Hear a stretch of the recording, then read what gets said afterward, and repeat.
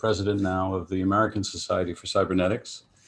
We welcome members, recent and not recent, and also those who are joining for the first time. We appreciate you coming. This is part of our speaker series, recently initiated. This is number 2.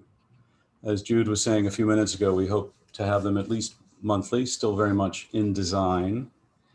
As we do those, we want to reflect the characterization of the ASC, both as a society for cybernetics and its history of transdisciplinarity, but also very much for the modern age, for the 21st century, trans-global, geographically broad, trans-inclusive, ethnically, socially, racially, sexually broad, much as possible to encompass in a single society, but also transgenerational.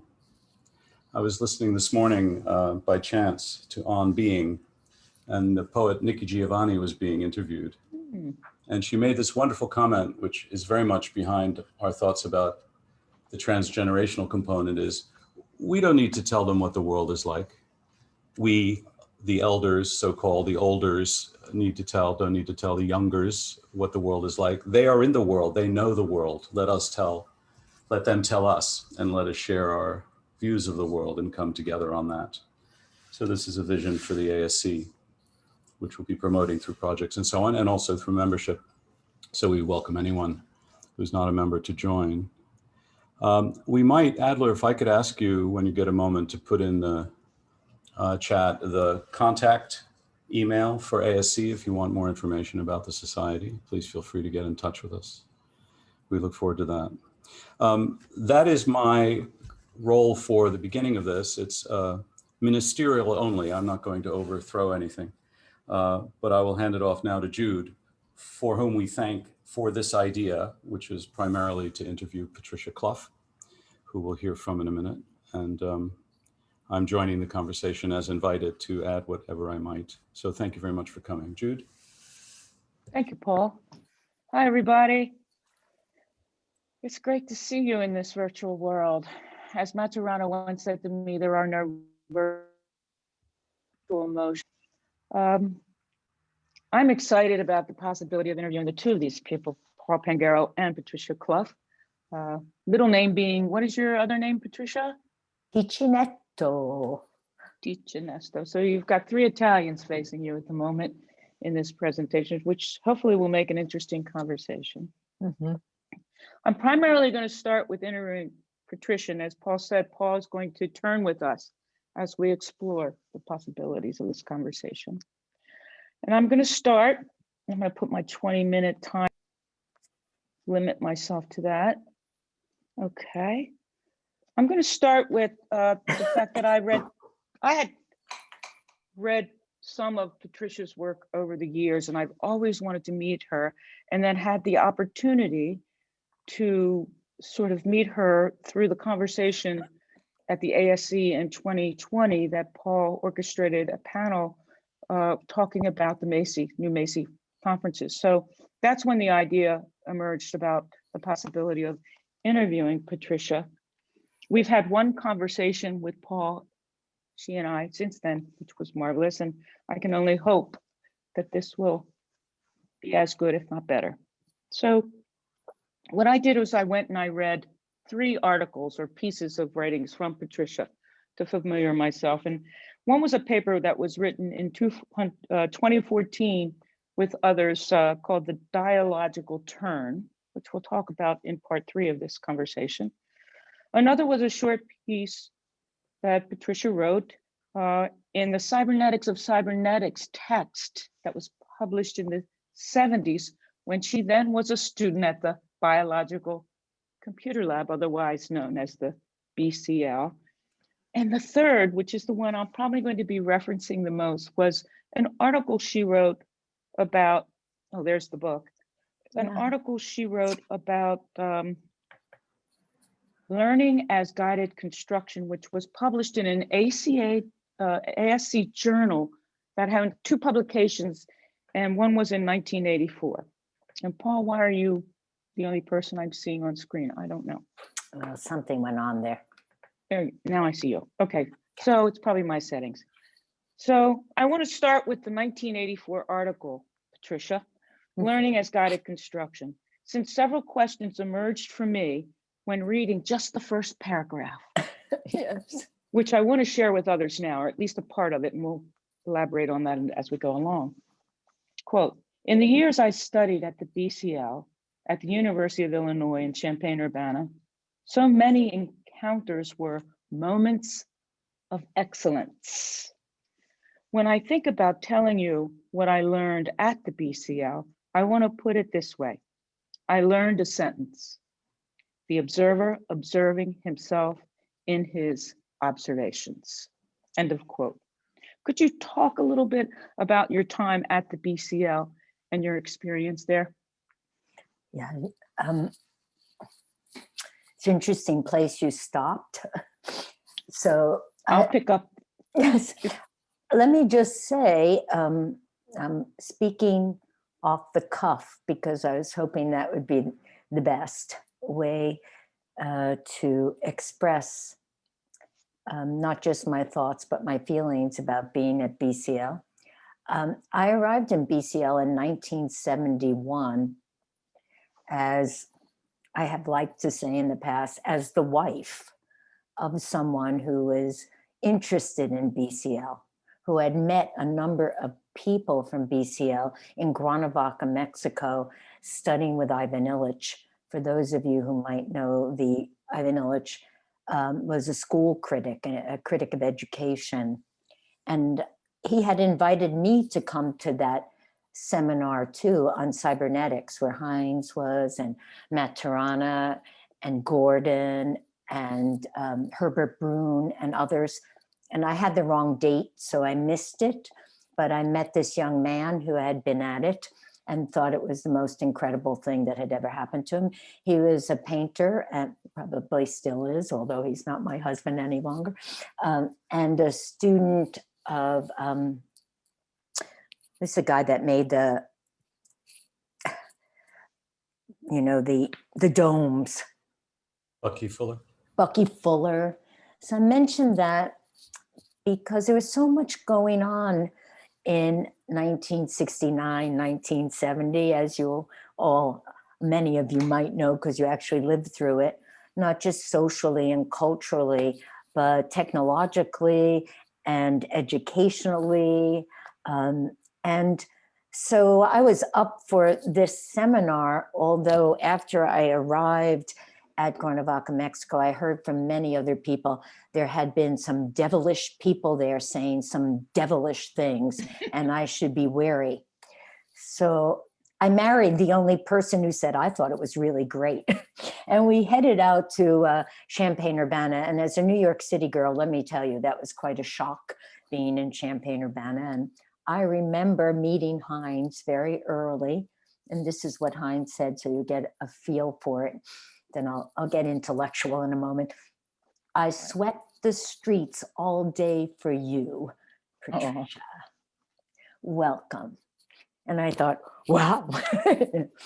And actually, you know, what BCL meant for me in 1971.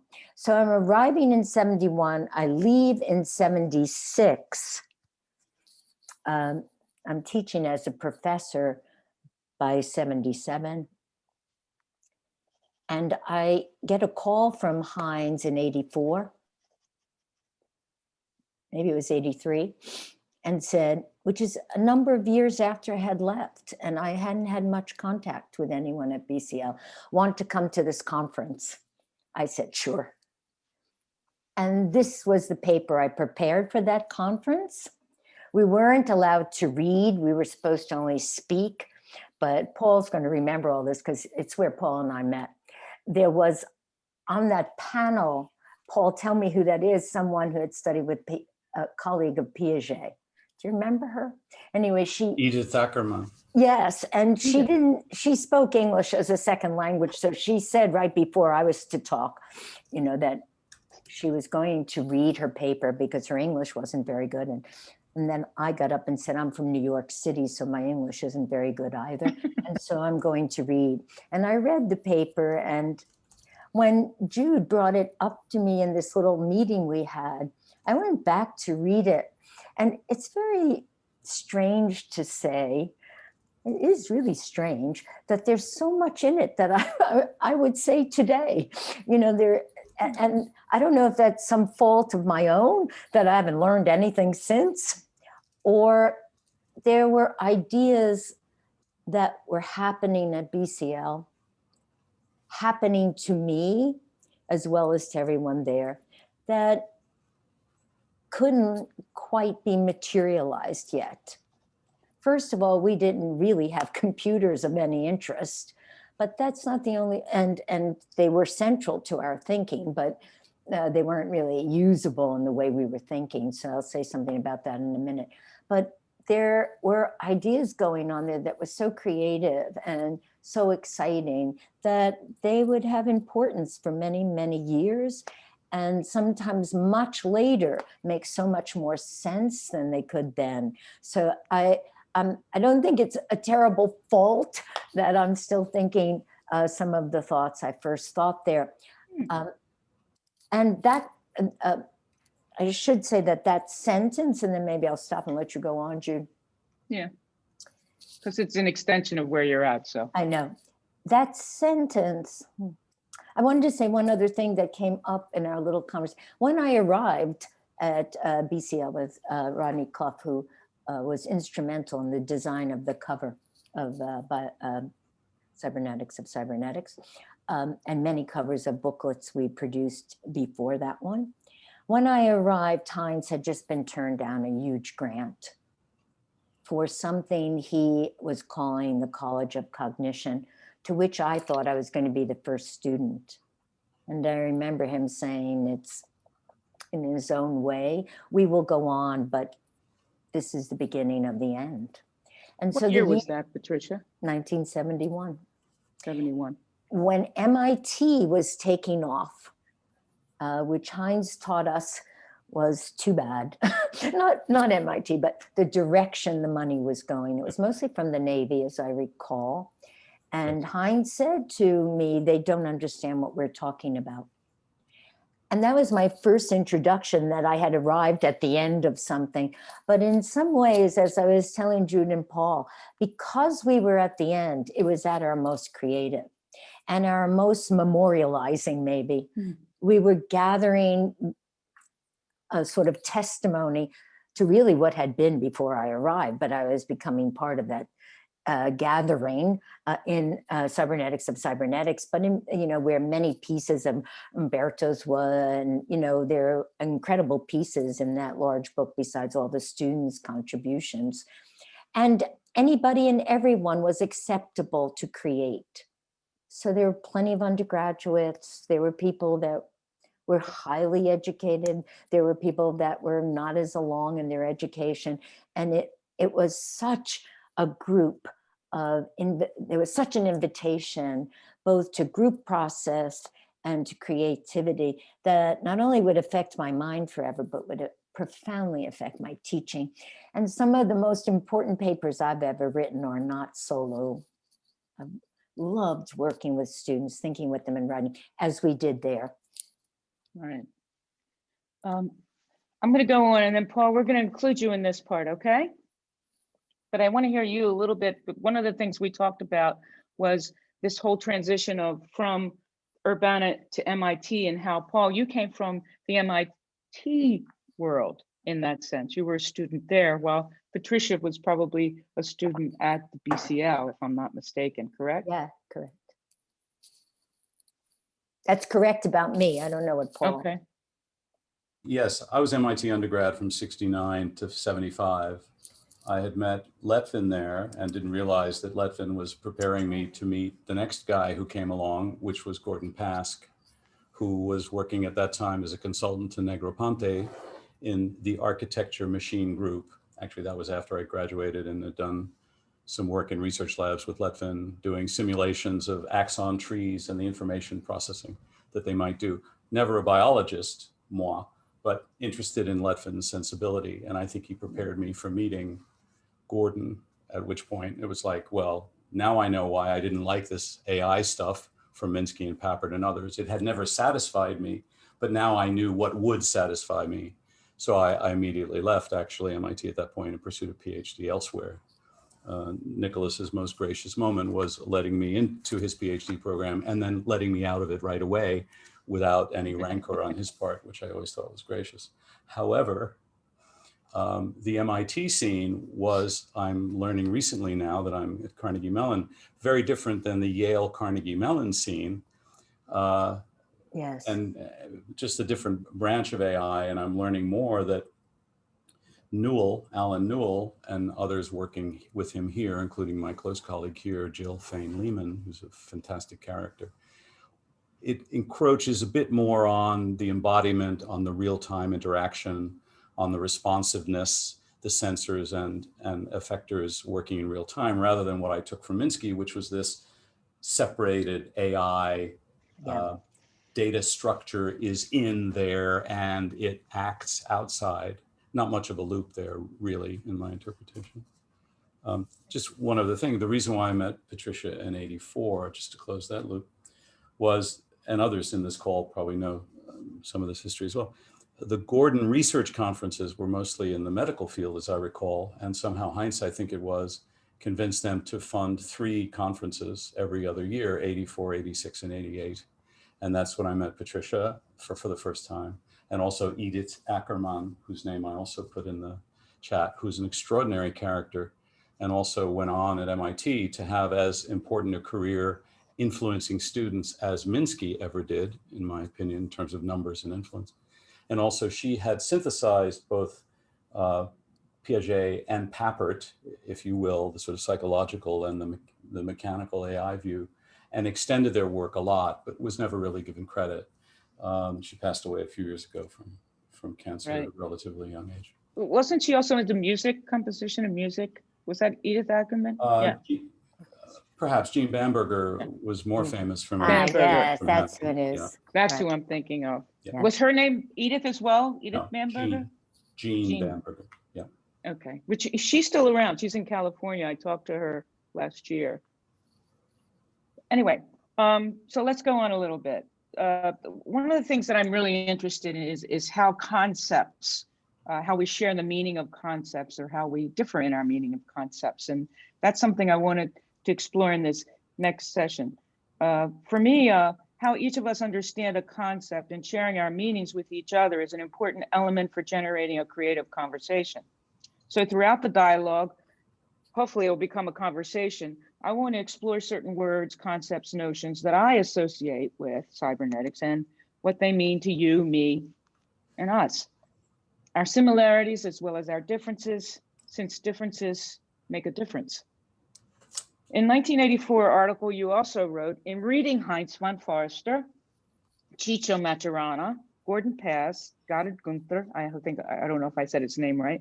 Herbert Brün, I also learned through the experience of their glee, their delight in subverting older discourses. Could you talk about, both you and Paul, about the people you met and those probably in relation to time, the ones mentioned, you encountered during your time at the BCL in the milieu, who shifted your thinking, and if you could associate them with one concept or notion, that would be helpful. Well, yeah, it was quite incredible because, as some of you may not know, what BCL did in the years I was there and probably before, it was as Paul mentioned, a transdisciplinary and an international group. So, you know, Humberto Maturana was hanging around all the time, and Gordon came frequently, and Herbert, and the familiarity, hard word for me, that you may hear in my voice about those peoples, because we hung out. We were always eating dinner together, you know, talking endlessly into the night.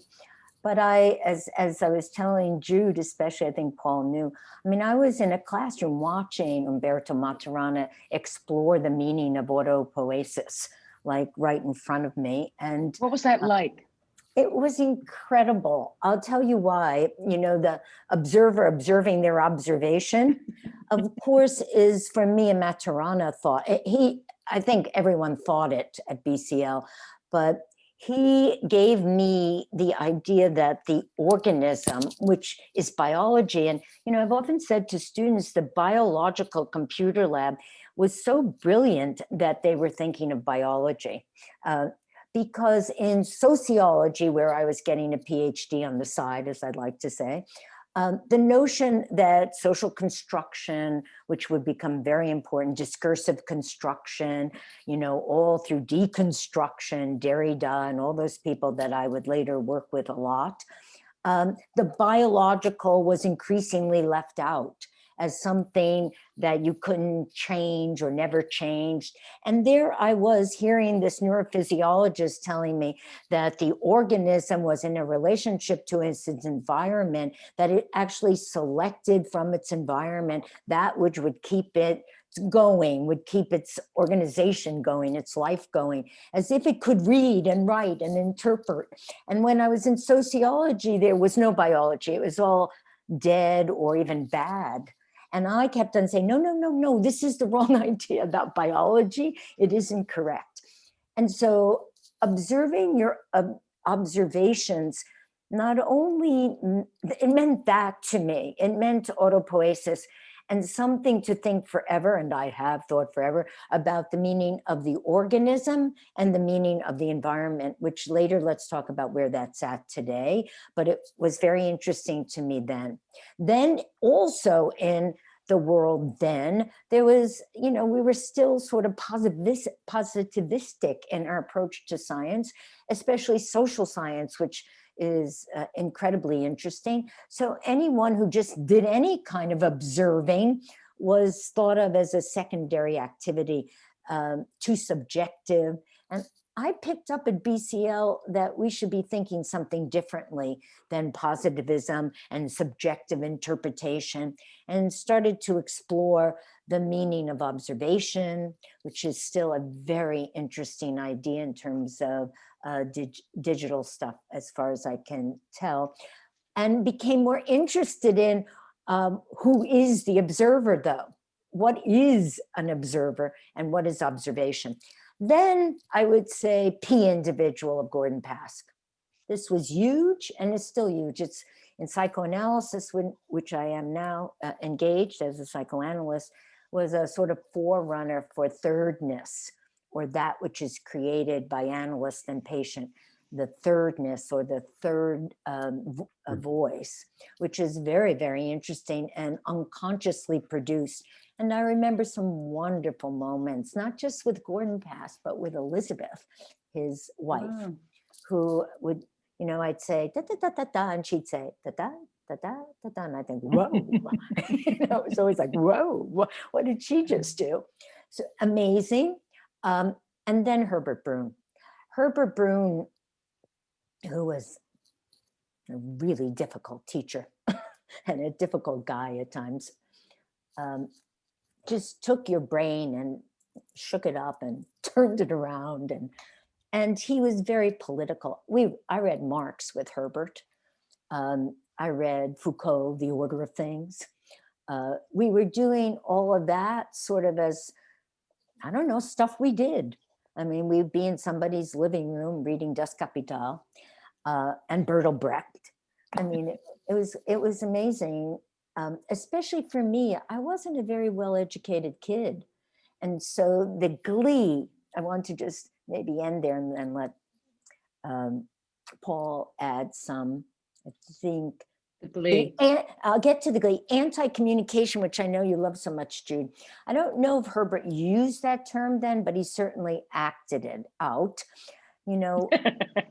What's to be assumed about how much people understand each other? What is ideology? What is self-interest? It was really important. And Herbert, drove everybody a little crazy, including Heinz and certainly Chicho, with political questions. But the political was welcome there. And that was important to me coming from New York City, where I had already sort of dipped into Marxism and Freud in the critical theory of in Germany that was happening post-World War II. It's very interesting how Germany had its impact on BCL. Let's talk about that. But the glee, I mean by that, I shouldn't go so fast. There was a politic among everyone who had experienced something in World War II, joining us kids who were experiencing something in the 60s, and the way those mixed together. The Frankfurt School is what I wanted to say, was very interesting and had a profound effect on me. The glee was that you should risk, as I learned to say to my students, learn what you can, then love it, and then learn why you're going to leave it. And there was leaving going on, leaving of ways of thinking, leaving ways of philosophizing, and trying out whole new frameworks of thinking and being and practicing. And that's very, I learned that that's a very brave act among intellectuals and maybe academics especially, but among anyone. I find it among psychoanalysts, you know, this resistance to changing the whole framework. And I felt very welcome there to take those leaps. So it was very exciting. And there was a little bit of, you know, the glee was a little like, you know, they were still young upstarts. I would, you know, Chicho was in his 40s, I think we figured out. Heinz was probably 40s. already early 60s, but they were like kids, you know, around thinking, and they welcomed kids because we really were a bunch of kids around them. Yeah. Could you say a little bit about someone I didn't know about, and I know Paul's interested in this too. Gotthard Günther? Yes. Can I tell my story, Paul? Quick. I love Gotthard Günther. Heinz introduced us to this, the works of Gotthard Günther, nobody will understand it. So you should never say to me, no one will understand it. And he probably knew that that would make me, I will. And so I did grow to like what he was saying. And he came once to Champaign-Urbana, and Heinz said, I want you to come to lunch with us. I said, oh, I'm going to prepare. He said, no, don't prepare, because Gotthard Günther will not believe that a young woman will understand anything he has to say. So just sit there and smile. So I don't remember anymore whether I sat there and smiled. It's not like me, but I might have, because I was so happy to meet him. He had an idea, and I'm not going to say more, but of 3-value logic rather than 2-value. Ooh. And, you know, like Paul was saying when he met Gordon, that was it. When I read that, I thought, that's it. You know, not yes, no, but yes, no, and maybe. What is contingency? What is indeterminacy? What is non-knowing? And as you mentioned, Jude, those became hallmarks of my thinking for the rest of my life as an academic, actually.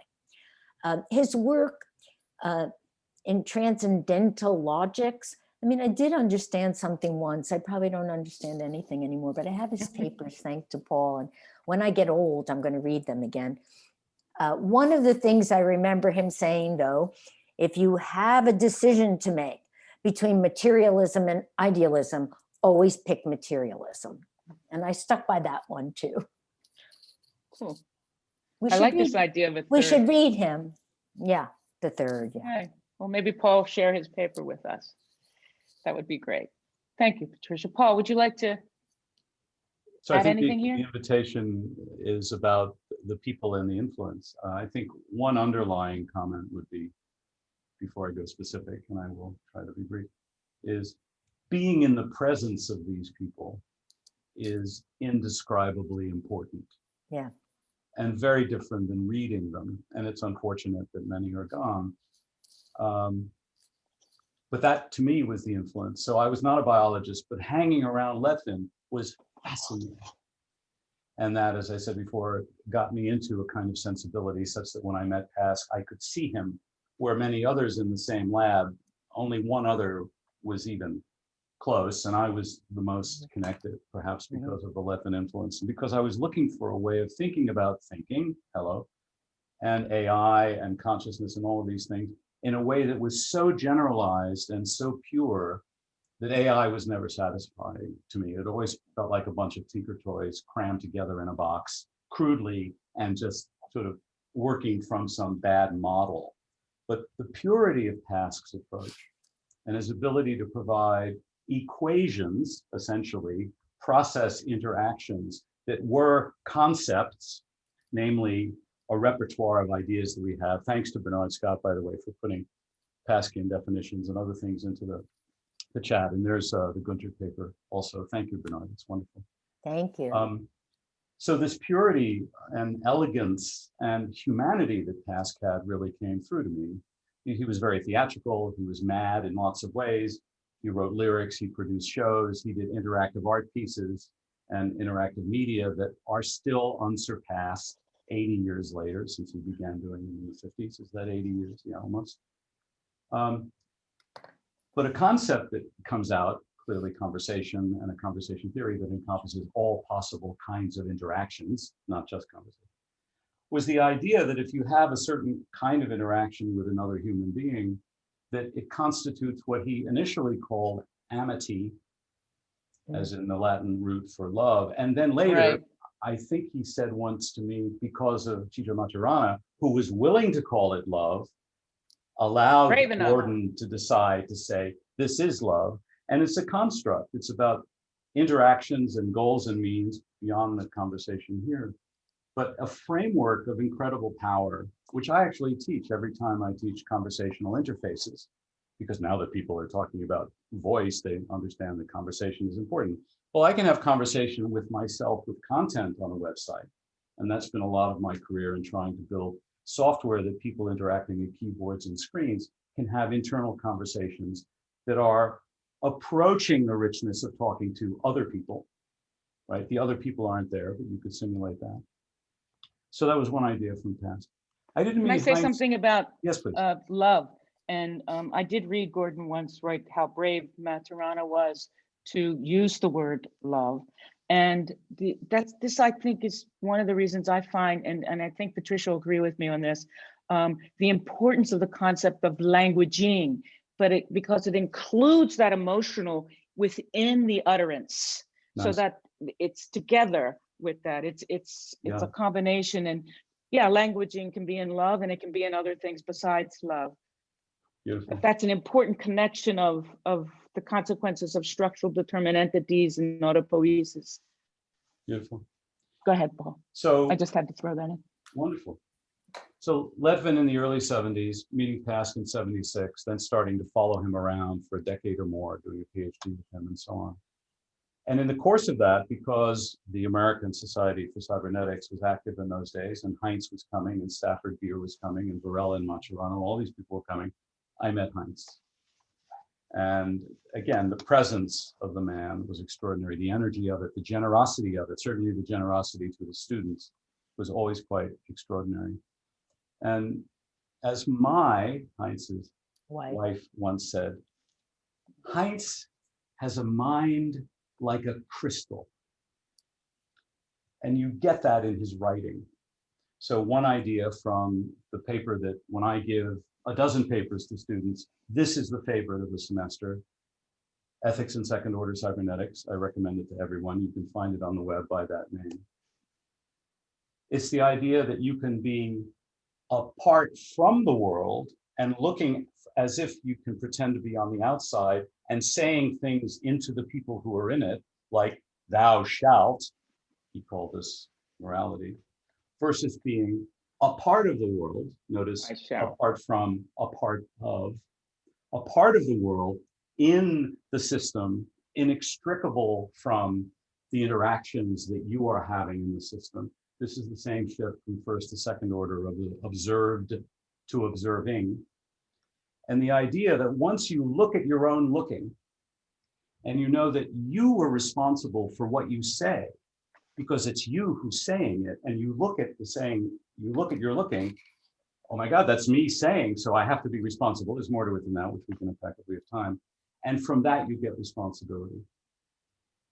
So I say this to design students a lot. I say, describe what's in the room. And they say, you're crazy. And I say, no, describe. And one says the painting and the TV, and another one says the color and the temperature. And I say, great, why did you do that?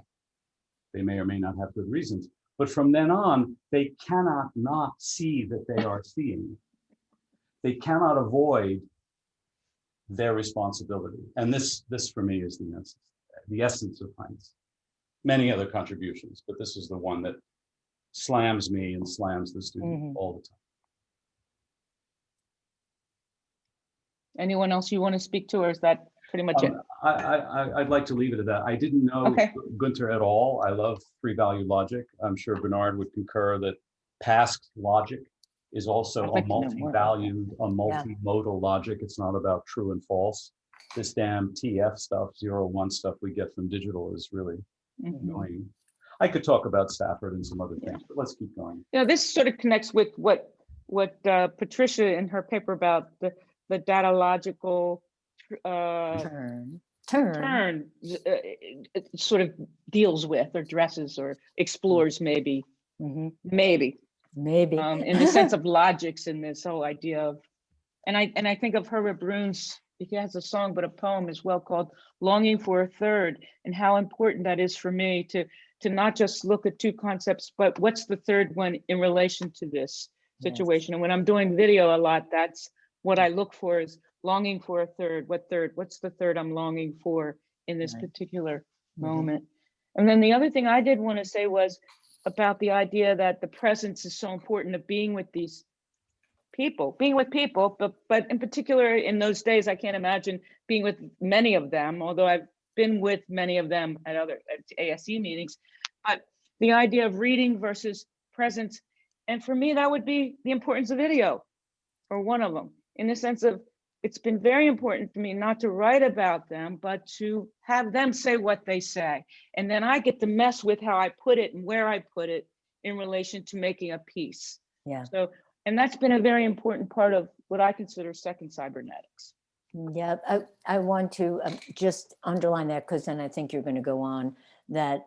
Yeah, of course, I'm sure everybody heard that it was quite an emotional experience being around these people in terms of how they related to you, but watching them relate to each other was like stories really, there. Really intense. I mean, the arguments and the thinking. And I want to say about Heinz, whose writings never really got to me very much. I don't know why. It's a failure on my part. Sorry.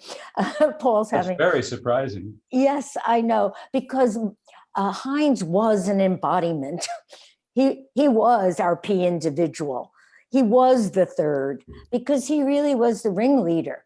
He knew how to make these other people talk to, Chicho and Herbert. He allowed them to talk to each other. He was a medium. There was something very special about what Heinz did on behalf of the others. Any sense of what he actually did? What was the mechanism? Was it generosity? Was it, now it's your turn? What can we learn from that in some way? Or was it just his own magic? Living in love. Magic. He was so magical.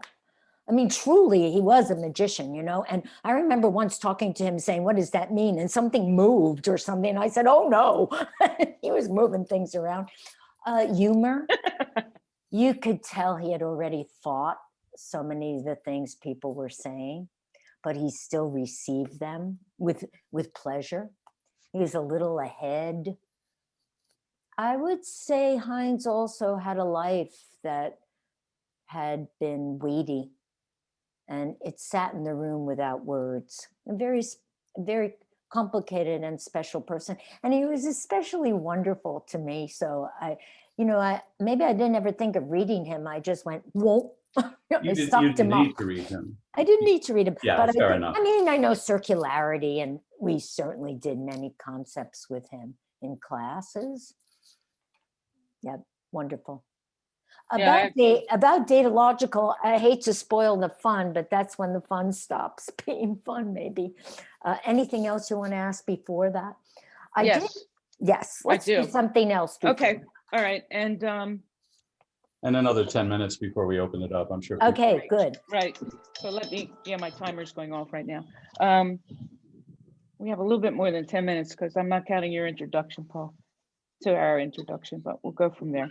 Okay, so in that article, the same article that we're talking about in 1994, I learned through the experience of their glee, their delight in the subversion of older discourses. I wasn't then always able to judge whether that subversion produced more effective, more correct descriptions. But I took away with me that desire to gleefully subvert. Now I want to further the subversion by performing within our discourse the sentence, the observer observing herself in her observations.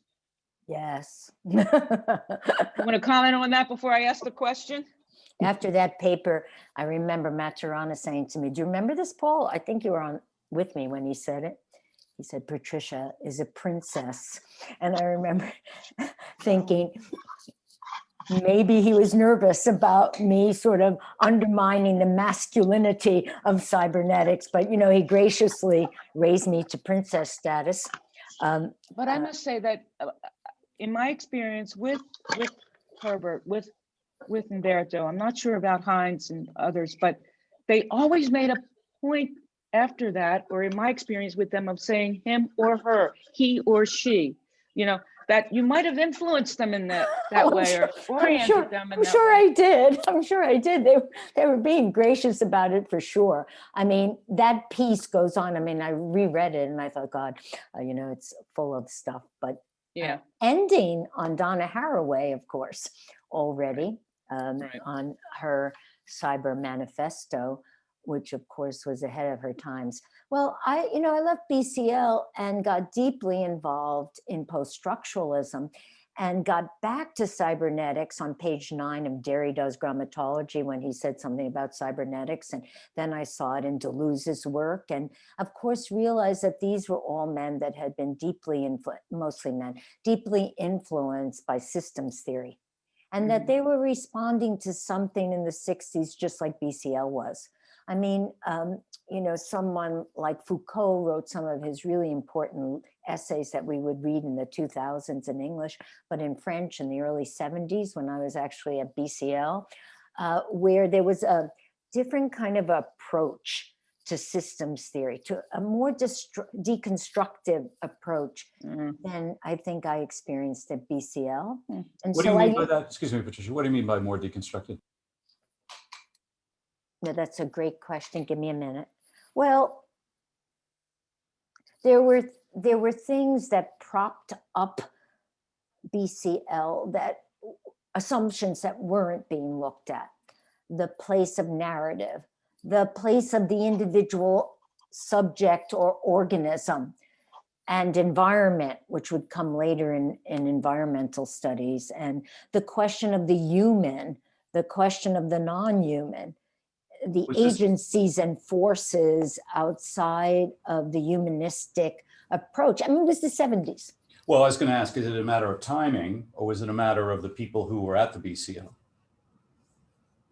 Oh, timing. You know, 1970s, early 70s, people were writing about postmodernism. And years later, we would look back and say the 1970s was the beginning of neoliberalism. I mean, I mentioned politics because some of the things I got interested in, like feminism, post-colonial theory, critical race theory, were all part of a time that BCL by then was finished.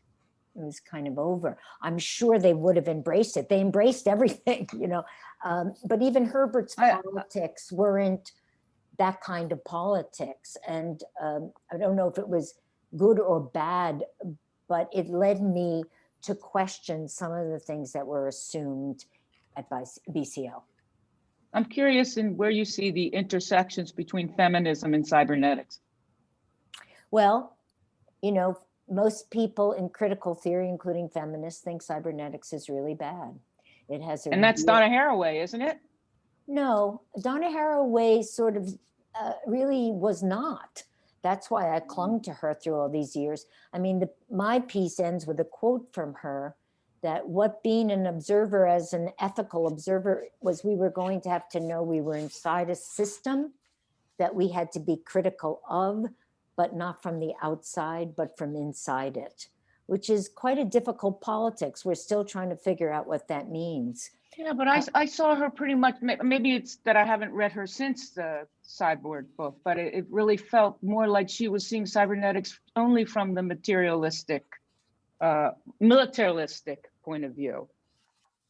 I mean, I've seen her lectures since then, and maybe I think a little different, but I don't think that book was very helpful to people wanting to explore cybernetics that weren't interested in militarism or first order. Well, I'm going to say yes, it's not quite true, but I was going to take that same line. Most feminists, even people that shouldn't be doing it, think of cybernetics as a matter of control, a matter of military. Very difficult to be a pro-cybernetics person in the world of critical theory that got influenced by post-structuralism and then forward. Yeah. But you know, since the datalogical turn, since algorithms, since what we're looking at now in the environment of the digital, of course, this history is becoming more important, that there were thinkers that,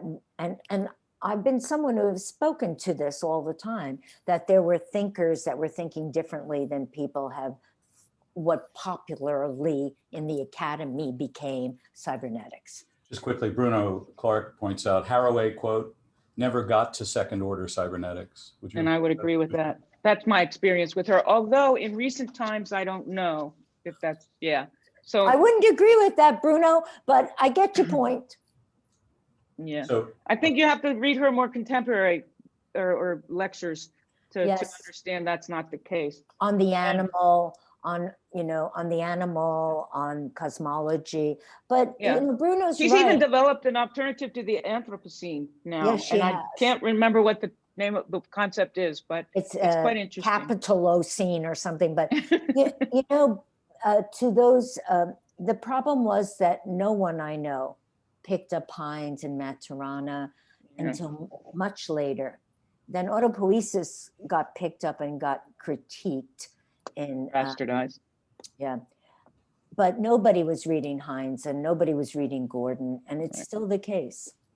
My paper of Heinz, that's my favorite, that he actually handed to me when I was visiting him on, what was the name, Rattlesnake Hill or whatever it was the Cybernetics of Cybernetics. And I think that's a classic piece. I mean, every time I read it, and I've read it many, many times, it speaks to me in a different and unique way, reinforcing what I also.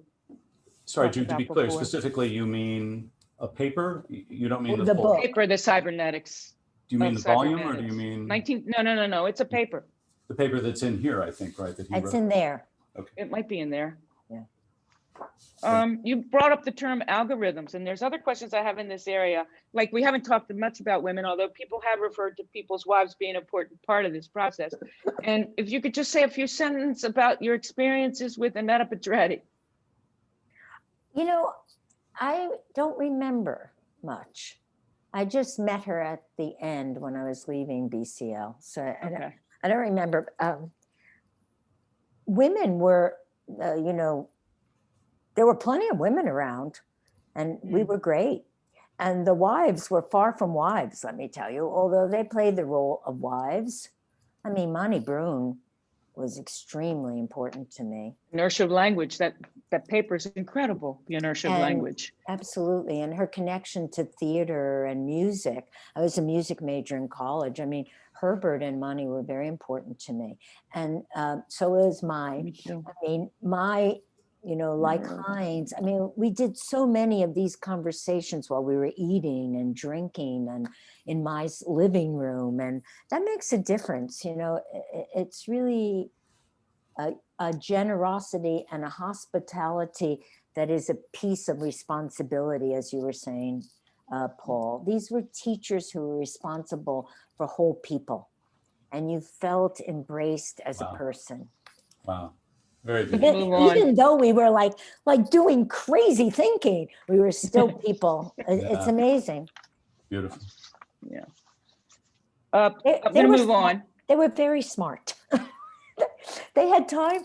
Their smartness came so easy in some ways that may be so unfair, because, you know, most of us work harder than we think, but that all the rest came too. Yeah.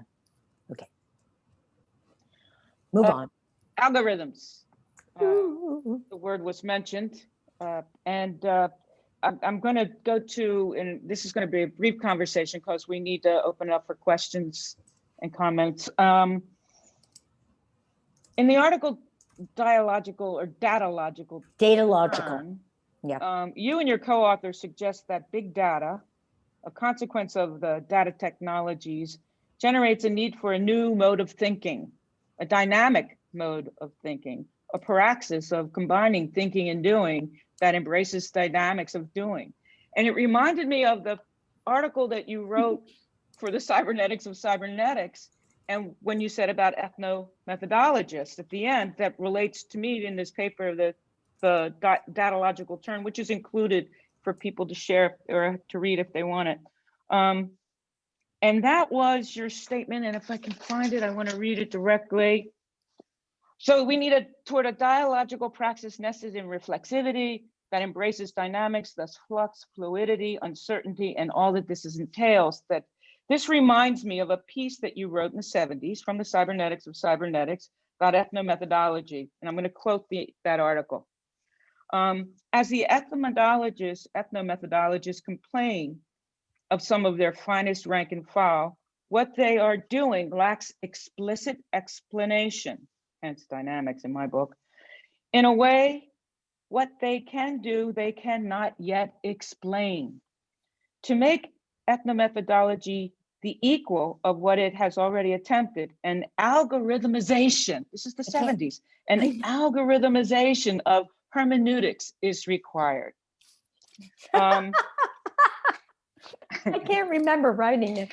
Yes. I thought that was pretty incredible. And the other thing was, I can't remember exactly at the moment what that triggered for me. But anyway, that an algorithm of well, there's indeterminacy in there. Hermeneutics. Yeah. Well, and there's been a lot of, oh, I know what it was. In relation to datalogical turn and that model, a need for all this data and the fluidity and the dynamics, and we're in it, and we're seeing that every day. I mean, I hear that the negative lies, that since Twitter has cut off Trump has decreased substantially. I mean, just think about that in that sense of the dynamics of the data and the fluidity and its effect on an affect, as you might say, on who we are and what we do, I think is exploring. So my question was, so if this is similar, this datalogical situation of explaining, looking at dynamics, if it is similar to the same boat we were in regard to ethnomethodology, how do we navigate the situation? We can't, what was the sentence? We can't know what we know? Yeah, it's like equal to what already attempted.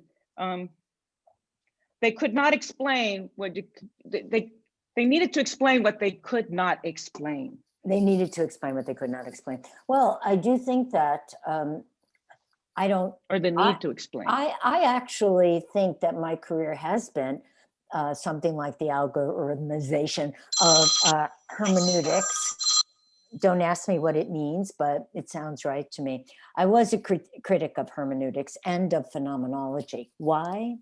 Because, I got involved somehow and for some reason thinking about the non-human or the other than human and even the inhuman, because I am convinced that there's certain agencies or actants in an algorithm that are that human beings don't understand, that are indeterminacies that are useful to the ongoing work of the algorithm, that even the algorithm, so to speak, doesn't know is there until it has its effects. So I've moved to that doing thing, to pragmatics more than phenomenology, to how to intervene. And by intervene, I always have some politics in mind or ethics or responsibility, how to intervene in a knowledge process that's working on it works, and then I move, or it breaks down and then I move. Not so much on what does it mean, but how does it keep on moving, or how does it keep working.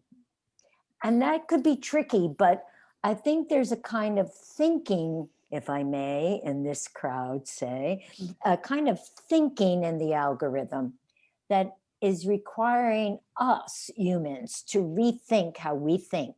When I went to BCL, one of the things I learned the most and loved the most was we were thinking, what is the human such that it can be in the machine? What is the machine that's telling us what the human is? Back and forth, back and forth. And we didn't really have great machines, so it was quite an imaginary project.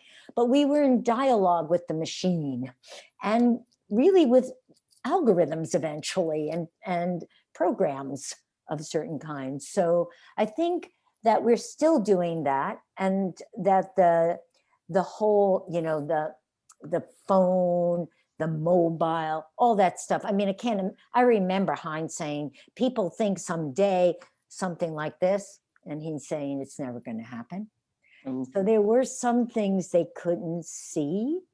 I mean, it makes total sense to me. I didn't even know what he was saying no to. I didn't even understand that. I mean, he had imagined it enough to say no to it. So that was cool. But so I think that it would be interesting to think of cybernetics in the age of the datalogical. In that paper, my students, more than me, because they have a certain amount of impact on the writing, that was a Google Docs. We wrote it together on Google Docs, laughing a lot, sort of in the spirit of BCL.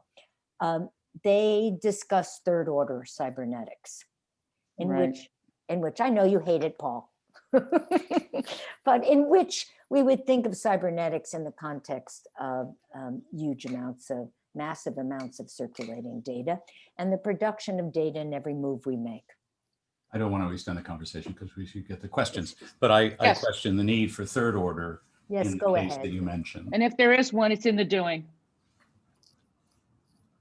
Okay, questions? Thank you. Comments? Thank you. Diane or Larry, are you? Maybe there aren't any. Well, hi, this is Larry. Hi, Paul. Nice to see you all. So I was Jeff Glassman. No, Larry Goldfarb. No, I just saw Jeff Glassman. I'm sorry. Yeah, no, there are a lot of wonderful friends here. Mark Enslin too. Yeah. Larry, go ahead. Sorry, Larry.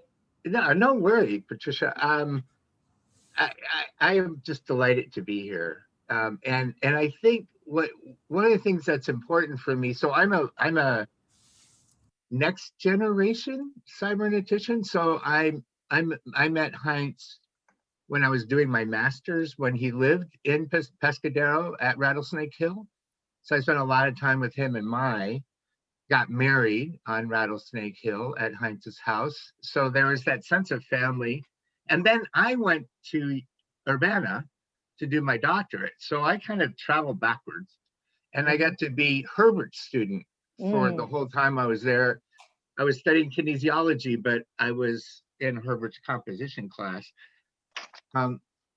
Two things. Somebody asked about magic. So the first day I went to Heinz's house, I was waiting for him in the living room, and I was standing in front of the mile-high bookshelves, and there was an entire bookshelf of magic. And I was staring at it when Heinz came in the room, and I said, "You have all these magic books." He said, "Well, when I was a teenager, I was a magician." And I said, "Oh, funny, when I was a teenager, I was a magician." And that was our first meeting. So, you know, somebody asked what kind of magic. That's the kind of magic that we're referring to. Yes. But, you know, I was thinking about what you said about Heinz, and I remember asking Heinz once, "Why didn't you write, you know, a big book?" And he said, "You know, every time I start to write a book, I make it an article, and then I make it a page, and then I make it a paragraph, and I have nothing left to say." That's so Heinz. So I'll just add that and just say it's you. really nice to see you all. Thank you. Larry. Can I say one other thing? Patricia, the last thing you said about the other part of the system, right? I was thinking about how, so I think about movement. I'm a Feldenkrais teacher and a cybernetician. I'm a cybernetician who practices the Feldenkrais method, who is one of Donna Haraway's students also. But I was thinking about how we could think about the body the same way you were talking about the machine. And I'll leave it at that for now. Thank you. Oh, yes. Oh, yes. And Larry, hello what's to your everybody whose list is too long to say Larry, hi. what's your last name? Goldfarb. Sorry, I can change And you were at that. the 1993 ASC meeting, if I'm not mistaken. I was, and I was the keynote at the 98, and I Okay. was at the 80, or no, the 88, and I Okay. was at the 80, two of the Gordon conferences too. Okay. It's good to see you again. Yeah, and Larry I or have some- Diane, do you want to relay any of the questions in the, are there any questions in the chat? Did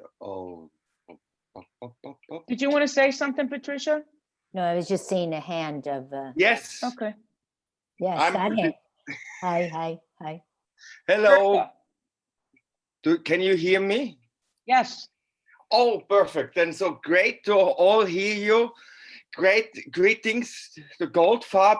Wonderful. I just brought out about a paper about the lack of movement, which is now increasing so much through our all being in lockdowns. Yes. And as I wrote this paper on lack of movement, I began to notice that just like Kathleen's paper about Battle of the Bulge, about how everyone becomes fatter and fatter, that both lack of movement as a pandemic and the pandemic of overweight people is actually a side pandemic of what Heinz called trivialization in the 70s. And he talked about this pandemic, about how we, in the interaction with the machine, about how we, when we try to maximize our effectivity in interacting with the machine, lose our human qualities. And that's how we eat, how we move, how we communicate. He called about the pandemic. And it was on the Conference for World Affairs. It was 71 and 72, it got then published. And what I really wonder about that time, because you talk about Heinz, I was just like you, totally fascinated when I got to know him, and he just wrote Part of the World, like his resume about how he experienced his life and the development of science. But what I really don't understand, and I already have asked Bernard, because Bernard Scott was around at this time, a student, I want to ask you all again, how can I imagine that if Heinz was like this great figure for everyone, which he also was for me, and he comes out with this article, Future of Perception and Perception of the Future, where he talks about the pandemic through our interaction with our machines. Why didn't no one react, or why didn't Heinz insist on bringing out scientific empirical proof for the interaction changes which happen? Because I think even now it is still highly relevant, and I don't see good empiric studies, also no cybernetic studies on how this interaction with the machine actually changes us. And I would really like to know what happened there at this time. Did anyone notice his paper, Future of Perception? Or did Heinz, in my imagination, he would be running around and saying, oh my God, there's this pandemic, and it changes how we communicate, because that's how we're writing it. It changes how we communicate, it changes how we can perceive.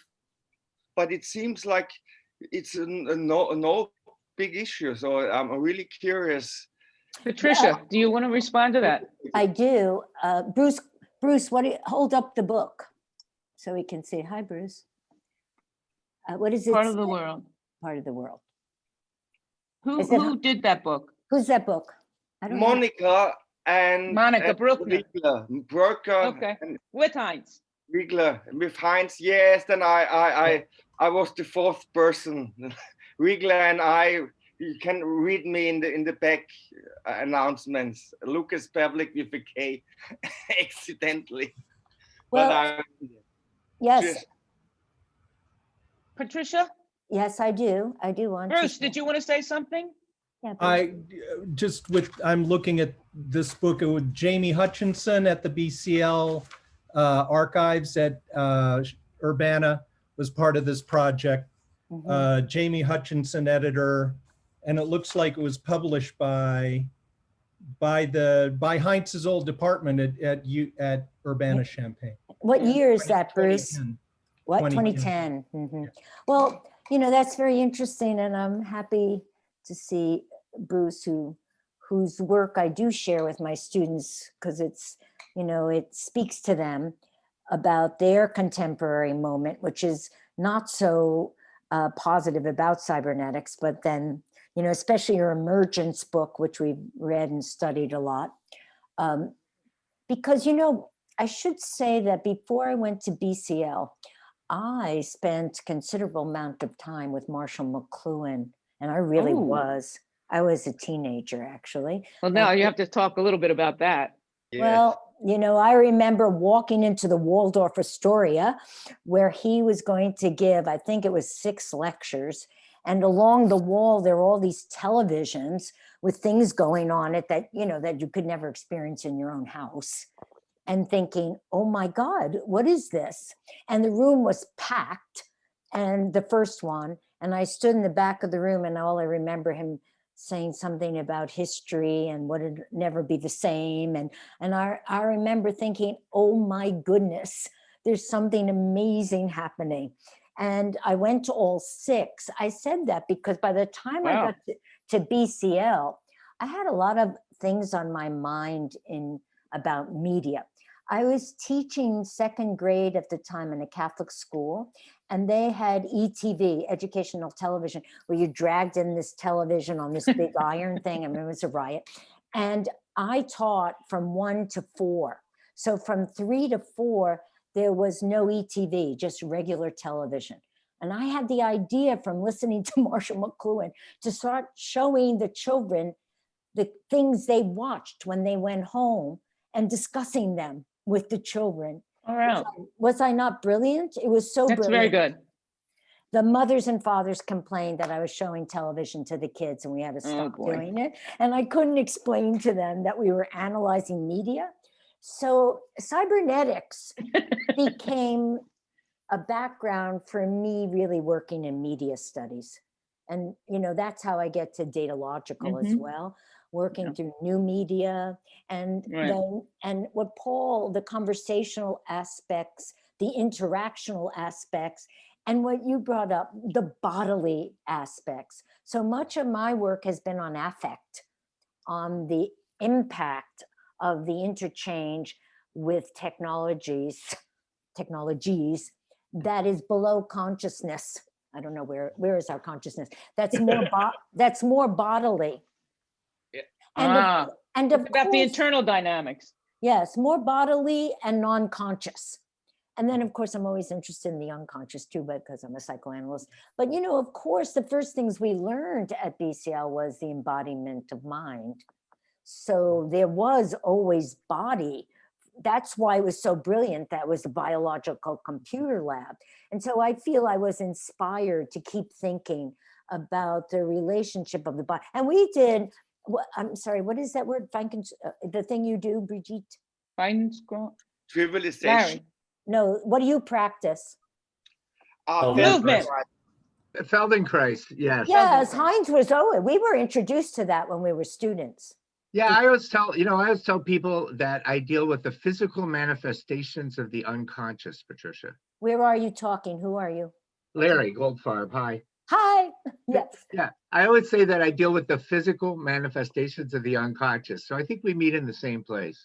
Yes, I like that a lot. Of course, it's sometimes in psychoanalysis more oriented towards trauma and trauma time, but I'm also interested time and the body and technology. Well, that's because you can't find people without trauma anymore. I mean, that's a big part of it. The society in which we live is full of traumatic experiences, and if you start focusing on the body through any kind of art therapy or Feldenkrais or yoga even can trigger history. Yeah, Paul. Can I interrupt with a question? There's a question from Innocent in the chat, which I think is worth Okay.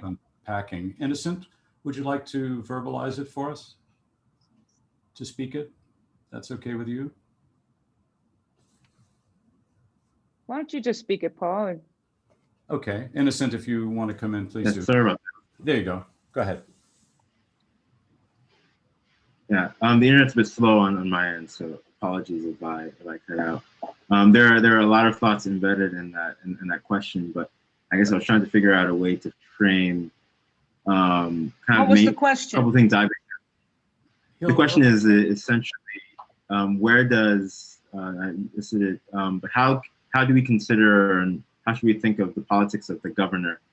And I think it's in first order we sort of hear the use of the governor and the need for requisite variety a lot. In the second order, that language kind of disappears, but it's trying to understand like how should we or how the cybernetics inform what the governor is, particularly as we try to apply it to helping us understand how to build like practical pragmatics for dealing with and supporting our human systems. And I think the politics comes in and it brings in the ethical and it brings in all of these different things. And it's hard to see how when the ethical comes in, when we start to talk about the political within the cybernetic framework, it seems like the result of whatever function we apply is always different depending on the vagaries of the context. So just trying to understand how should we think of governance and government, particularly in applying cybernetics to human systems and dealing with political. So, oops, may I? Patricia, yes, please. That's a great question. Thank you. It's a great question. And I don't know the answer. I have a comment, but I'd like you to respond first.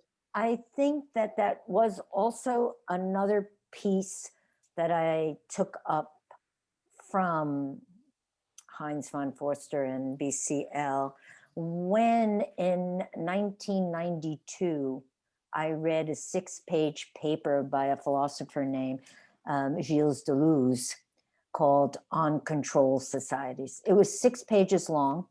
It was a translation of the movement of thought in Michel Foucault's work on governance. And so it was another one of those moments for me, like, whoa, that's it. Because, there are many moments when I gleefully jumped to the next frame of thought. But why I'm mentioning it, Innocent, is because I think the notion of governance, the governor in the cybernetic machine, and governance, and you even said then government, is a political economic question, at least in capitalism and in some sense in global capitalism. And that there are different epistemes or different, as Deleuze calls them, diagrams of governance and different elements. And you can think of education, you can think of science, technology. I mean, the governor of the machine, great question, is a huge question and makes us have to think about the place of control, the place of reproduction, the place of boundary making, and through all of that, the place of contingency and indeterminacy, because that's always where the potentials are, even though capitalism is already interested in contingency and indeterminacy and makes good use of it like algorithms do. Nonetheless, we are there too to get what transformations we have to bring about, because you only ask the question of governance to understand it in order to change it. At least I hope so. Did you say me? I did. There's some raised hands that I think we should respond Okay, well, I to. wanted to ask you if you wanted to comment about the question raised. It's too deep a well, and I think Innocence is raising extraordinary things that feel like they're certainly beyond my moment to react. But thank you for the offer. Well, I would recommend a short 1-page paper by Humberto Maturana that was written in 1989 about control in cybernetics, which talks about steering and navigating. And for me, the governance has to do with your epistemological starting point.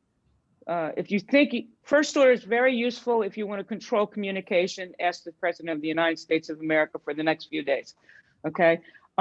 However, if you move out of first and into a second cybernetics, you realize you can't control anybody else. You can hardly control, if you want to call it that, yourself, as far as I'm concerned.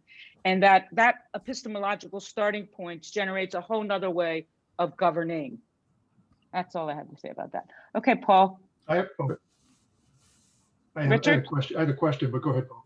I think we should give Michael a chance, and maybe Guillermo. They've been waiting quite a while with their raised hands. Okay, so cool. Michael Hull. Okay, thanks, Paul. Thanks, Patricia, for your riveting presentation. I loved it, and I tried to pick out a moment when you described what it was like being there, their humor in the group, how the teachers acted with the students and how they acted amongst one another. And one thing, that's a perception of myself, so there was a shift in the 60s where the young people suddenly understood better than the older generation. And this continued and continued. And my perception at the moment is, think of Greta Thunberg and so on, that the time for cybernetics and second order really has come, because I learned so much from my students. I have the feeling as if, and that's a question as an educator, that I'm from the past and they are from the future, and they help me understand what's going on. Has it always been like that? Was it then like this, or is there a real shift? I guess I would say quickly, I don't know about, I love what you're saying, but I'm not so sure future, present, past. More, some of my students are actually on, I saw their names. I think community, well, maybe it's a bad word, a group. So it's more being in a conversation, to use Paul's language, and I think it's a good one, in creating concepts and thinking. Then the temporality has to be complicated, because you have people coming from different places trying to meet each other. It's very exciting.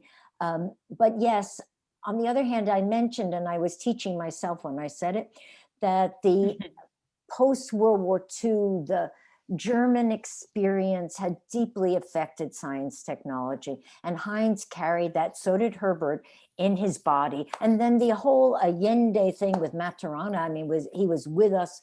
There was something about the way old politics and new politics of the young people was mixing that's really delicious. Well, that's a funny word. I mean, it was intense.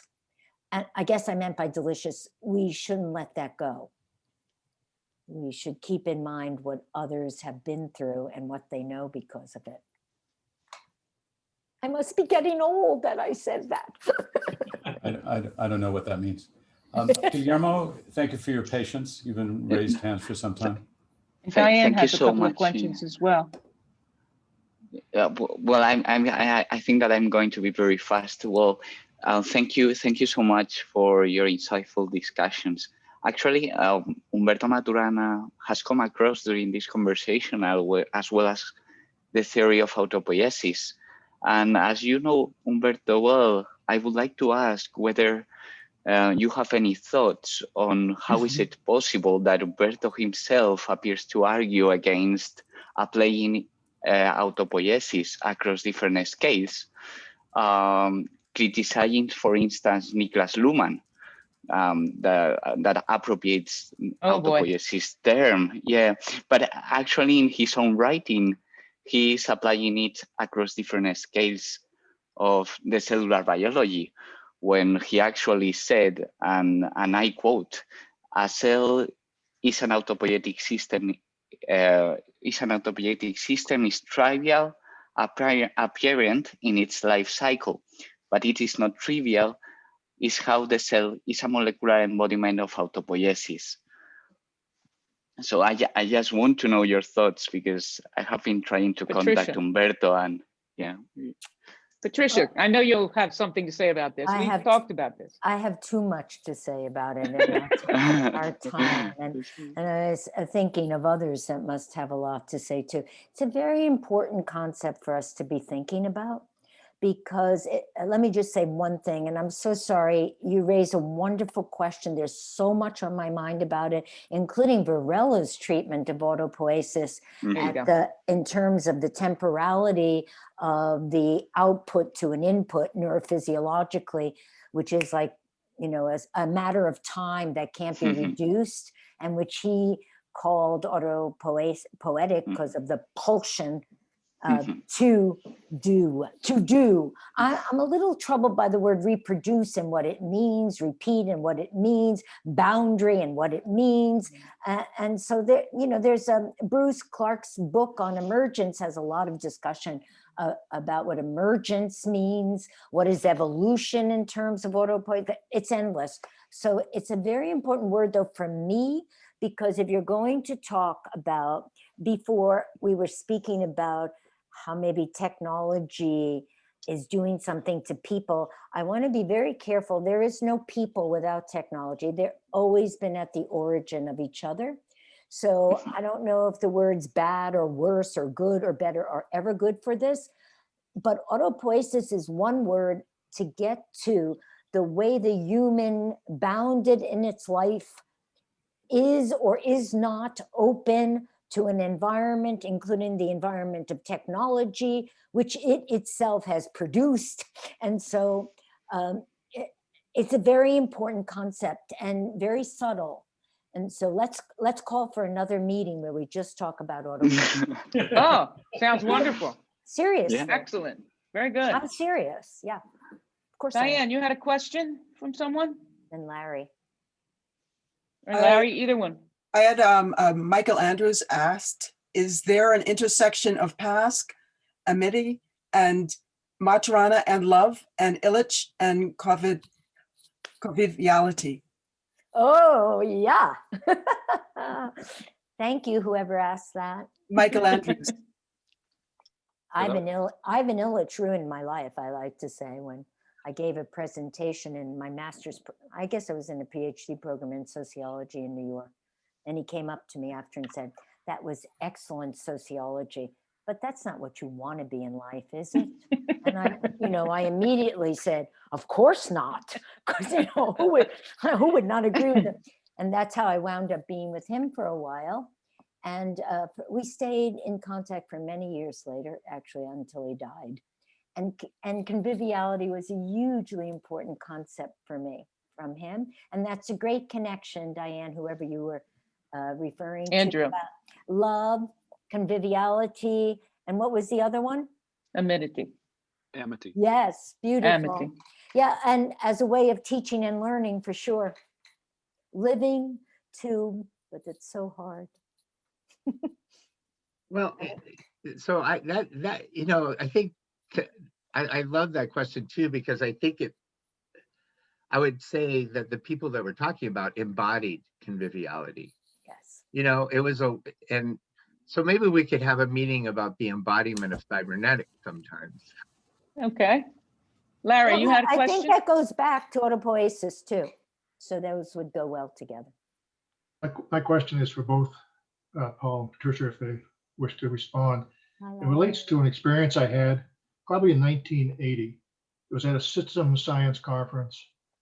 I think it was in Toronto. Barry Clemson was giving a talk and trying to make the argument about how science, especially system science, but science in general, ought to guide all else that we do. Gordon Pask, who was in the back of the room, immediately got up and said, politics always has and always will guide everything we do. And Patricia, your comment about the ever-presence of politics in your interactions with Herbert and Paul, your work with Gordon. I'm just curious how you respond to that kind of statement. I can be brief. Gordon is absolutely right. Everything is politics. Isn't that what second order means? Isn't that observing one's own observing and being responsible for it and it being subjective? And that backs into wicked problems and a whole bunch of other things. That would be my quick response. Yeah. And excuse me, forgive me. I'm sorry, I want to avoid a rant, but I could go on and on about science versus humanities versus design, which is now an ongoing conversation with Ben Sweeting and some other colleagues of mine. And even as the former head of the Media Lab was famous for saying, science hasn't done us very well, has it? No. It's not the solution. But Patricia, did you have a response? This is a wonderful question. Oh, well, I think for me, bottom line is politics. It always has been. But what is that? So Yeah. one of the things I did love about BCL is it fed my interest in politics of knowledge, politics of knowing, politics of knowledge institutions and systems, you know, and, you know, today we're facing, you know, so like I teach at an institute, psychoanalytic institute, who's trying to face questions of racism. And it's incredible to see these highly educated, sympathetic human beings really have never thought about it. It's a white institution, psychoanalysis, if not other kinds of therapies. And what does it mean to learn and teach and understand in such settings? So I love the politics, you know, I've been an academic for 43 years. I love the politics of knowledge. And it turned out to be where I think I learned that at BCL. It turned out that the politics of knowledge and the politics of data and technology were going to become the politics of our day. So what science technology is, not just science, but science technology, science already applicable. You know, what is pure science versus science applicable? I don't think there's always science applicable now and moneyed. You know, it's a, you know, I think in the last years of the experience we've had of the presidency and what's gone on around science there and climate, you can see that that's no simple matter, just calling for the facts or calling for research. We're in the thick of what it's going to mean. I feel my heart pounding. What it's going to be to teach, to learn, to know how, and to teach little children. I have grandchildren who are totally, you know, TikToking. Right. TikToking, you know, and, you know, how to teach children about what that's going to mean or how to think about it is the challenge before us. I'm sure we all agree with that. Unfortunately, I don't know. Yes, I think politics, as a Marxist, we used to learn politics, not ethics.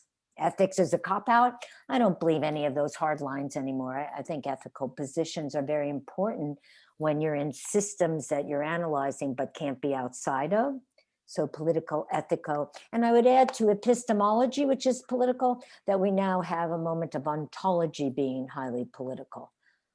What is the being of life? Who's being? Yeah. Let's change the meaning. It's 1:30, so I don't know if we can continue. I know some people might need to go. Paul, you're up. I was going to say we can continue. I'm perfectly happy to keep going for a while. And if Patricia, people you're have okay. if whoever wants to stay. There's some other Are you questions. okay with that, Patricia? Totally. And I like others to have a chance. I'm going to try not to answer so much. Yeah, and I see Eve has her hand raised, and maybe Larry and Diane are negotiating other people with questions. Let me just thank those who need to go for coming. We really appreciate it. And we would love to have you return. And we look forward to more of these kinds of conversations. And it's an organizationally, well, I'm not going to go there. I'm going to say we're an informationally open organization, and we want to hear from you. So thanks to everyone. So I'm not sure who's next. Yes, there's a contact at ASC in the, thank you, Adler, for putting an email if you want to get in touch with us. People are leaving. Thank you very much, all of you, Bruno, Bill, et cetera. So over to Larry and Diane, who should be negotiating the people coming in. We have a question here. I'm going to paraphrase it a little bit, but the question is, where does art fit in the grand scheme of things? Patricia, you have to say something about that. I do. I was going to not, I'm going to stay short. Everything. I think like what I was just saying, when one has to interrogate a system one's part of, and a system like the system of data that we live with, art's huge because so much of what we're living with is speculative and speculation, including unfortunately, the economy as well. that we have to learn how to live with thinking speculatively, which definitely was happening at BCL.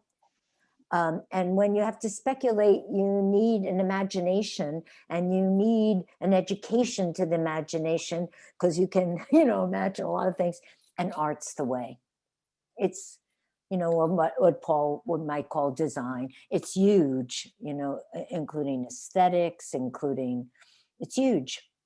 I think of art and design as very different, but I'd rather not go down that path. I agree. And composition. Composition, more important. Well, Brün. Well, then you get into the politics of things. Yeah, but that's Herbert certainly taught me the word composition. Me too. We haven't left politics. Eve has her hands up. I'm not sure if that's next. Eve, since you've been waiting. Sure. Yeah. Hi. So Patricia, I was really interested in what you said about sociology.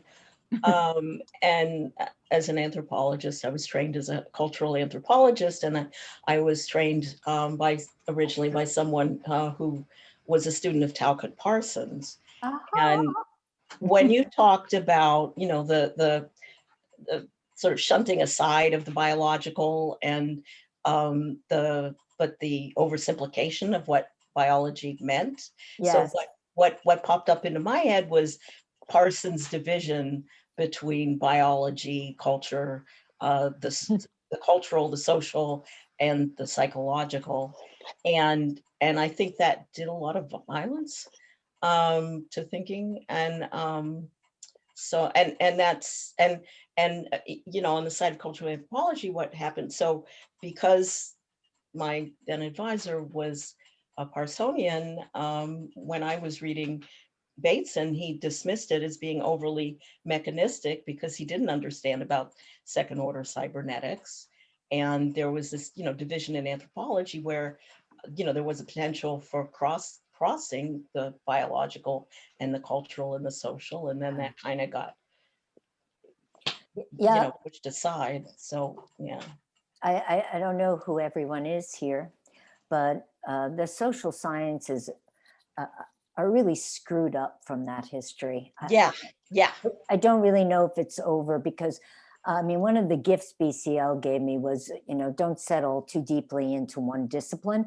You should keep on hearing, because that's one of the things that's been done to us, that disciplines are divided, as you can do that. And then inside disciplines, there's methodological argument. I just thought after a while, this is awful.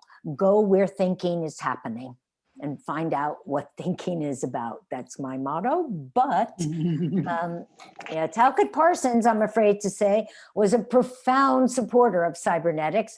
I assume first order, but he was peripherally involved in the Macy conferences, I think, towards the end, but somehow he didn't get it, or certainly he didn't get the second order stuff. I used to sweat. It was emerging out of the Macy. I used to sweat when reading Talcott Parsons. Yeah. I found it. But, he introduced a lot of great theorists to American sociology. There's some good in that. Yeah, but there's something else I've become aware of I have a friend who reads German, and he reads German social theory. And there's a lot of really interesting German social theorists that got eclipsed by the war. Not the critical theory people that came here, but there were people like Gerviches and Schmallenbach who I think have ideas that actually resonate more deeply with second order cybernetics. So, or Habermas. But even more than him. So I think even more than him. Yes, I got it. Yeah. But well, thank you. Anyway, sorry. Other questions? We have a question from Fred Steyer. He says, Patricia and Paul are speaking. It seems that Patricia and Paul are speaking to the importance of embracing paradox at the heart of cybernetics. Do you wish to comment? Go, Paul. I was going to say, I didn't mention paradox. You are a paradox. No one has used that term yet till now. Well, of course I am. Aren't we all? We're P individuals as a mix of things. We're a collection, a repertoire, a symphony of P individuals. Patricia, you have something more specific, I think, than that. Well, Yeah, paradoxical thinking is different than dialectical thinking. I prefer paradoxical. Because? I thought that was so clever to say it that way. Don't It- push, it- don't make me say more. It was, but I'm, Well, dialectical usually means synthesis. yeah. And I'm always for keeping things in tension. Tension. Herbert Brün would talk- Intention. Intention, because Oh, that's it's more, that's it's kind of more- neat to go with intention. Yeah, it's more Intentional humble. intention. Right, it's more humble to be intention. Herbert Brün would talk about two dimensions of dialectic: the incompatible and the opposing. Yeah. And much of the emphasis seems to be on the opposing, whereas the incompatible can also be looked at in a dialectical way. Herbert would be so happy, Larry, that you corrected me like that. Larry, you have He'd a have a lot. smile He on his would have. face. Yeah. Larry has much to say about these things. Larry, would you like to make any further comment on the day in general? You've been helping us with questions, but on the content side, any, and in fact, we might think about some final general comments of what was left out or what other things you might want to bring in. And Larry, Diane, Patricia. Yeah, Jude. this has been wonderful. Thank you. And thank you, Jude, especially for, thinking about doing this. My pleasure. Listening to Patricia especially, it makes me jealous.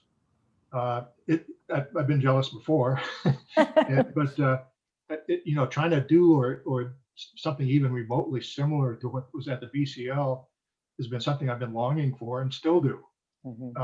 And I did, I'm always curious. People have ideas about how to recreate something where you have that kind of dynamism, on almost an everyday basis. A new BCL. The new BCL, but I like, I like to think as a psychoanalyst when I'm teaching, not their concept so much, but like thinking of a group unconscious, like getting people to start working on, a more unconscious level, less self-conscious, which is really hard to do with students because they've been taught to be incredibly competitive. And I'm talking about graduate students, but undergraduates too. And I don't know how you do it, but I think Heinz had that magic that, I don't know, where's Jeff Glassman? I think we all kind of liked each other, even though we were young and ambitious, and you couldn't not do love when Heinz was around. It wasn't kind of allowed. But I agree, Larry, it's a very special thing to have students working with you in your life. To those who are on this, I love mine intensely. They think better than I do, and that's wonderful. I was wondering, I think Jeff Glassman, who's here, was also at the BCL. He was when I was. Where is he? Hi, Jeff. Lisa Fay is also making comments. Jeff was Jeff? Was a kid, a real kid. Weren't you very young, Jeff, when I knew you? Yes. Yes, you were. Any thoughts, Jeff, since we have you on screen now? Oh boy, I'm really not good at talking when a lot of people are listening. Okay. My mind. Well, we won't listen. I don't think I'm. Yeah, we just won't. We won't listen.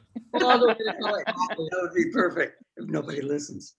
Of course, I gravitate toward like any questions that come up that have to do with the peculiar, absurd condition that people find themselves in of being in a body. Yes. Which is just ridiculous. And I try and translate things that people say into that problem, which is paradoxical. Yeah. Yeah. And I'm very interested in the political questions. I remember. Because that seems to be like what the greatest usefulness of second order cybernetics to me has to do with trying to get a grip in some way of how many people can possibly live together. Yes. Without wasting Violence. one another in all senses of the word waste. Beautiful. Yeah. It seems to be really, really out of reach. You know, as a psychoanalyst, I've become stunningly aware, not only of my own, but of all my patients, the lack of embodiment. I mean, people are very much in whatever the rest is, like the head or whatever I don't even know what the right words would be, but in touch with the bodily. I love what you said, the paradox of finding oneself in a body. Very much so. Also, you know, it's really slippery, the observer, like referring to the observer. And Richard Howe, someone. Oh my God, Richard Howe. Richard Howe is yeah, and he's pointed out to me, and it's like made a lot of trouble for me, that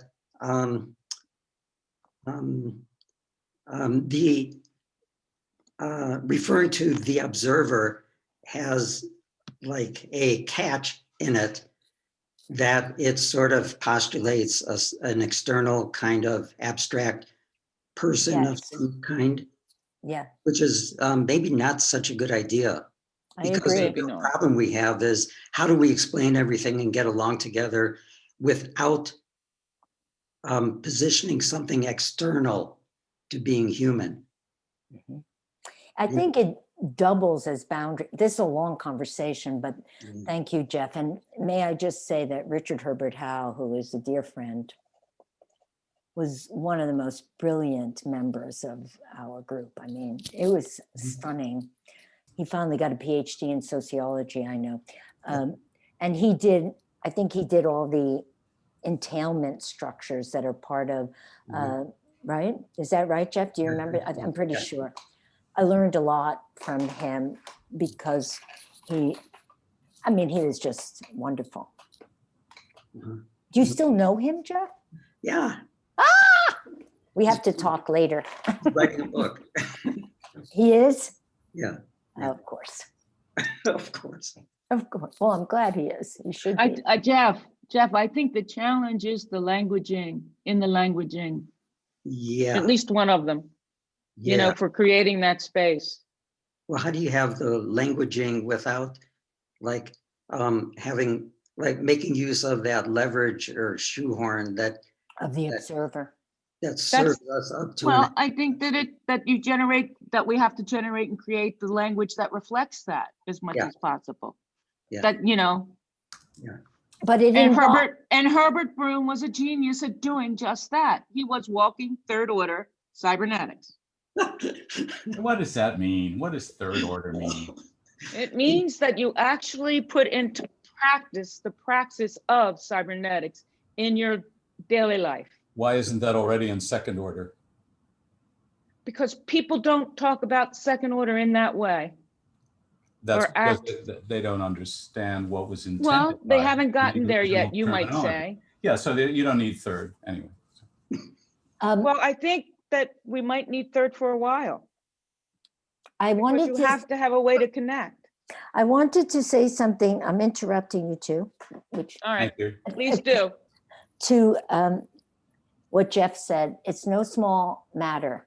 So I'm afraid we all listen to you, Jeff, anyway, but what the observer is in all these theories and what is a boundary in relation, because it implies that the observer might stand outside or might have a different position than everything going on in the system. And so internalizing that or figuring out the contingency of boundaries or the hybridity between systems that make contingent, there's a lot to think about there. So I don't know if you meant all that, and I made you disappear from my screen. I'm sorry about that. But the observer boundaries, I think are very important, yeah.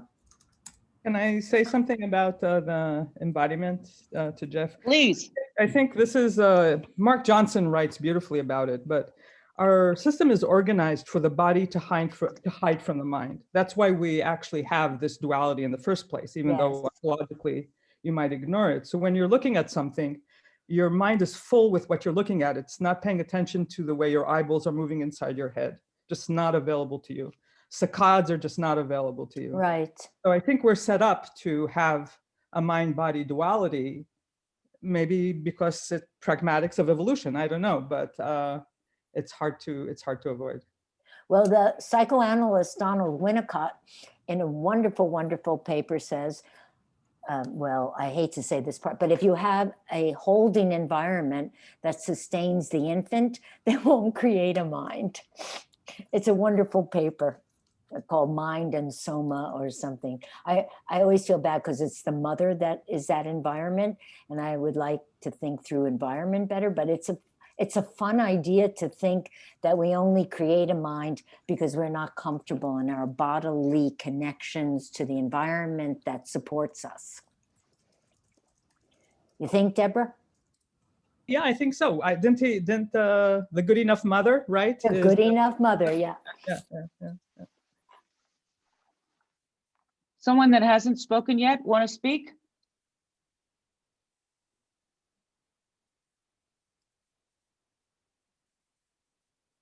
Well, Judy. Yay. Frank. Hi. Well, Frankie! Hello. On the second order, third order thing, I was once writing an article on Philip K. Dick many years ago, and I was tasked to ask Heinz and Humberto about third order cybernetics. Heinz said, "No, it's all second order. Whatever it is, it's second order, more second order."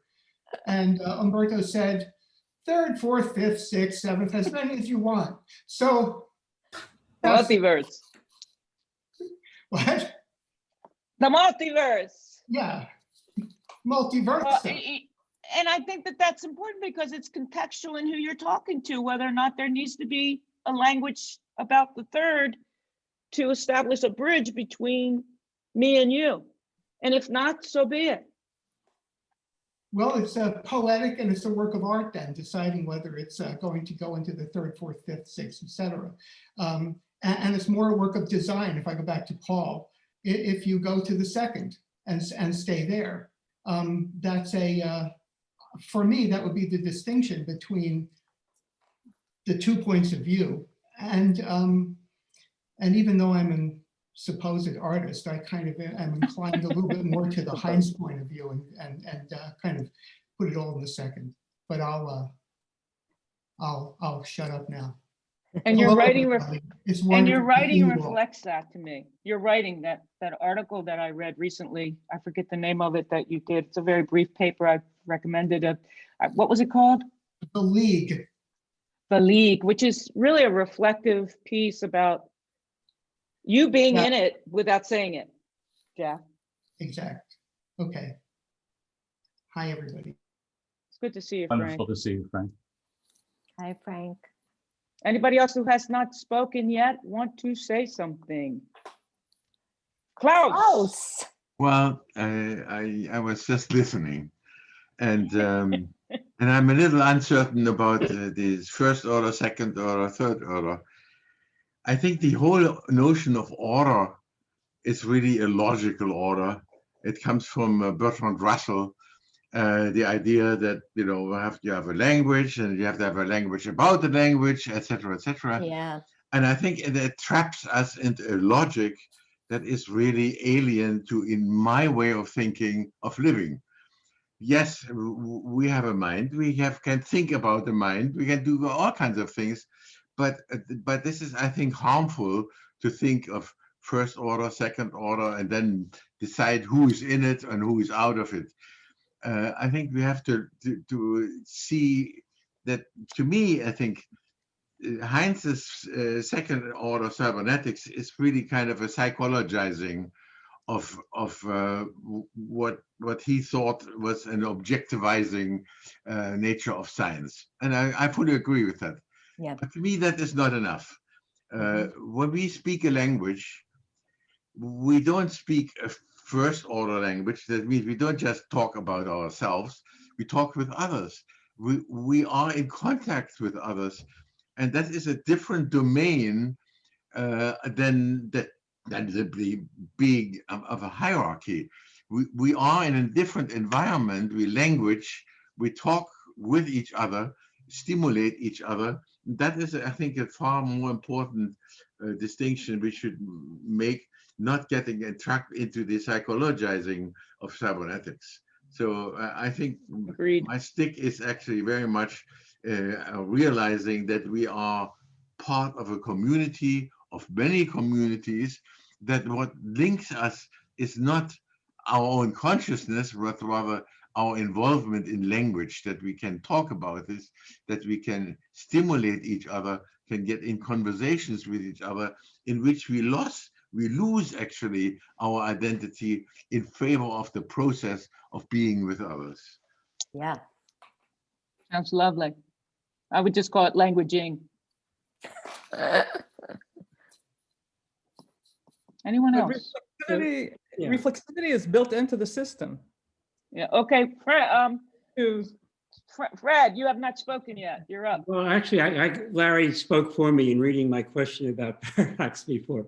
But first of all, thanks so much, Jude and Paul and Patricia, for setting this up. This is really like an experience of reconnecting relationships with old friends, which connects with what I wanted to say, which is just building on Klaus's point. Hi, Klaus.